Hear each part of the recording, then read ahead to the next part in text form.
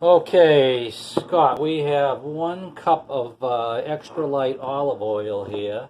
We got a tablespoon of mustard and a tablespoon of white vinegar, quarter teaspoon of salt, and a cup of, well, I already told you about the oil, and I got a teaspoon of lemon juice in there, and I'm gonna put it all in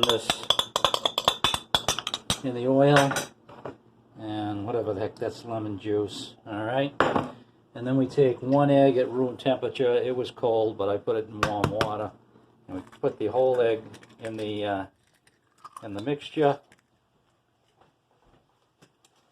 And now we take my immersion beater, but I'm going to put it all in this big container so it doesn't go everywhere. All right, and magic.